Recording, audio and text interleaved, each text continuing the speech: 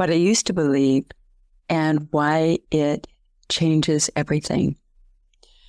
I used to believe the narrative that aging was just a downhill process, that at a certain point you started gaining weight, you lost energy, everything hurt, your confidence faded. And your body, well, it became more a mystery of what to do now. I mean, squinting at labels in the grocery store, moaning every time you get up and wondering, is this just what happens? The truth is, our bodies don't come with an owner's manual. No one hands you a guide at 40 and says, this is what you need to do to feel amazing at 55. You wonder why stuff that worked before isn't working anymore. What changed forever for me wasn't a detox or a diet. It was finally learning to care for the woman I'd become. You wouldn't feed a toddler the same as you would a 25-year-old. So why is it that we think that we should treat our 55-year-old bodies the same that we did when we were 25? And that was a moment that really shifted it for me. In my last episode, I talked about what the doctor told me. Basically, you're getting old, just get used to it. And the worst of all, stop trying to be young. I started questioning everything because aging wasn't the problem. The story that I'd sold about aging, that was the problem. What I believe now is aging is not a decline, it's a recalibration. Confidence doesn't just disappear, it gets buried under years of conditioning. You were never invisible, your light just dimmed, and now it's time to turn it back on. Movement is medicine, but only if it feels like it to you. Science and soul are not opposites. They're dance partners. You don't need to be fixed. You need to be supported, and in a different way. And mostly important, we don't feed toddlers the same as we do teens. So why should we treat our 55-year-old selves like we were 25? I know I said this before, but this is something I really want you to think about. Think about the way that you are, what you're doing for your body now compared to what you did for your body when you were 25. And I'm sure your body's been giving you messages all along that, this is not working anymore. We can't do this. But let's talk about some of the rules that we've been told to follow. No red lipstick, no long hair, no short skirts, no bold opinions, and no loud laughter. Just be quiet and go over there in the corner. And the truth is, wear what lights you up. I wore a purple long dress with a bright green top with it, and I felt amazing. What is it that makes you feel amazing? Express yourself. If it's red lipstick, if it's silver curls, if it's bright, bold prints, barefoot on a yoga mat, whatever says, I'm here. There's a woman in our tango community, and she is 70 years old, actually over 70 now. She has got fabulous legs. I'm talking Tina Turner legs. She rocks the short skirt with more confidence than 30-year-olds do. And trust me, she is not asking for perfection. Never asking for permission. Perfection too, because we can get stuck when we go there. But with regard to permission, she never needed it. And you don't either. We've been told to shrink ourselves. But what if aging isn't about hiding? What if it's finally about being seen on your terms?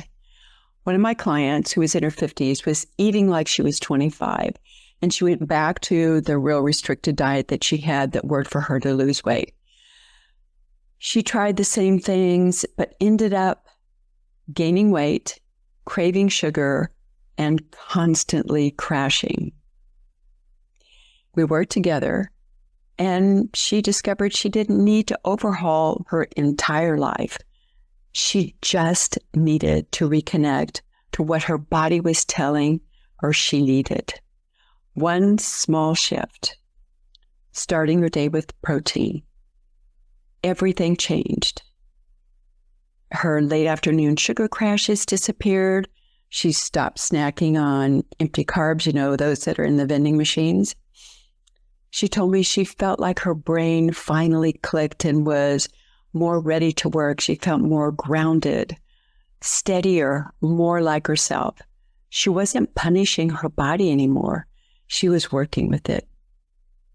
This also reminds me of Lisa, who, like many of us, tried to follow the old rules that used to work for her. She was pushing her body through space. Again, she wasn't eating breakfast because that was the old paradigm that she had, skipping breakfast. She changed that by adding 30 grams of protein within 30 minutes of waking up. I call it the 30-30. It's a goal, not a mandate. And she would have a couple of eggs, maybe a little bit of cheese, a scoop of collagen in the morning. It wasn't hard. It was just new. It was a new habit that she developed.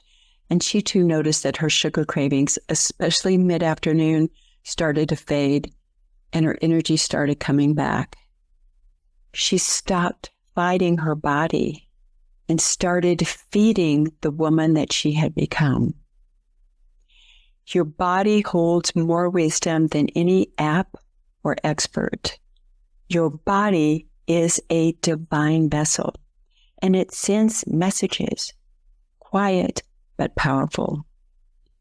You may have heard it say, stop scrolling, long enough to hear them. When I started living these beliefs, everything changed.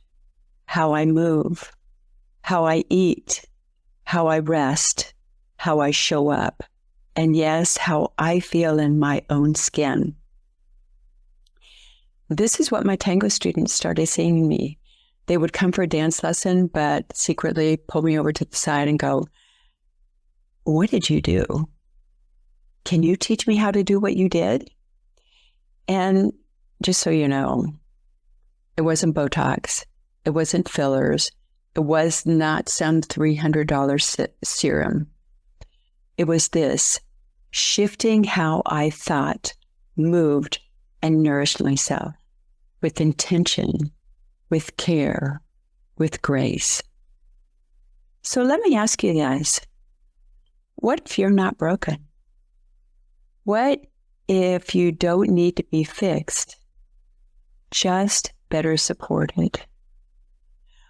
What if this next chapter isn't about holding on to who you were, but becoming who you're ready to be? This week, I invite you to try something different. Pause once a day, put your hand on your heart or on your belly, and simply ask, what do I need today?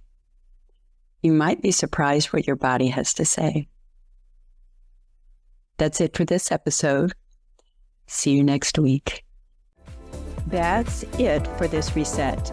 Grab your free gift, your midlife superpower, 5 simple power moves to feel like yourself again. The link is anagelesslife.com/superpower. Thanks again. Bye-bye.